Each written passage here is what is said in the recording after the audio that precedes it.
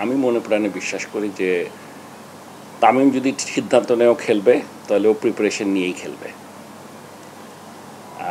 হয়তো ডোমেস্টিক খেলছে না বা ইন্টারন্যাশনাল খেলছে না, কিন্তু ও প্রিপারেশন না নিয়ে খেলবে না। কোনো প্লেয়ারই চায় না যে তারা শেষ মুহূর্তে গিয়ে খারাপ পারফর্ম করুক। এটা আপনাদেরকে মনে রাখতে হবে। বিশেষ করে এই ধরনের যারা প্লেয়ার আছে, লিজেন্ডারি প্লেয়ার্স আছে বাংলাদেশে, তারা কেউ চায় না। বাট ওর সিদ্ধান্তটা এখন হয়েছে কি, আমি যে আপনাদেরকে বলবো এই বলার পজিশনটাও নাই। কারণ ওর সাথে আমাদের কথা, আমার যে যোগাযোগ হয় না তা না, কিন্তু এই ব্যাপারটা নিয়ে ও আমার কাছে বলেছে আমার সাথে বসবে। এবং বললাম তো দুবার বসার কথা ছিল। তারপর ও একবার খেলা বিপিএল চলছিল দেখে বললো যে এখন খেলা চলছে, এটা শেষ হলে তারপর বসবো। আর তারপর তো বললো বাইরে যাচ্ছে, এসে আমার সাথে বসবে। তো ও তো বলছে বসবে। সো এইটুক সময় তো আমার মনে হয় ওয়েট করতেই পারি আমরা। মানে এখন না ও বসে নাই সেই জন্য আমরা একটা সিদ্ধান্ত নিয়ে নেব, এরকম সিদ্ধান্ত নেওয়াটা ঠিক হবে না। লিটন দাস ওয়াজ আমাদের one of the best openers. ও ভালো ব্যাটসম্যান, আমরা জানি। ও রানে ছিল না, ওকে বিশ্বকাপে পাঠানোর আগেও রানে ছিল না।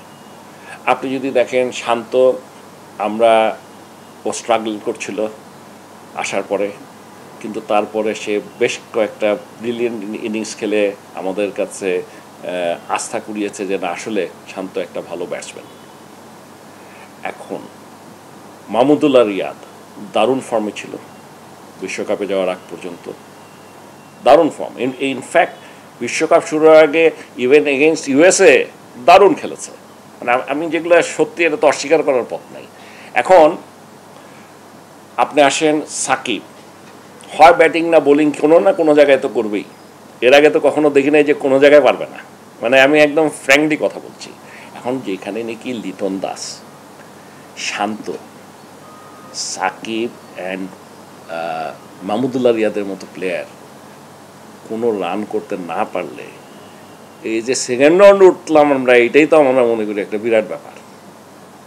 আপনি এই চারটা কি প্লেয়ার যদি রান না করে আপনি কেমনে পারবেন?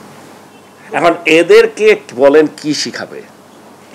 না না, আমাকে বলেন এদেরকে কি শিখাবে? বা আপনার এদের চারজনকে জিজ্ঞেস করেন কোনো সমস্যা আছে কিনা কোচের সাথে? নাই। ওয়ালটন এয়ার কন্ডিশনার এক্সচেঞ্জ অফারে স্প্লিট এসিতে 23,000 টাকা পর্যন্ত নিশ্চিত ছাড়। ওরা স্ট্রেট বলেছে, কোনো প্রশ্নই ওঠে না। তাইলে ওদের রান পাচ্ছে না কেন?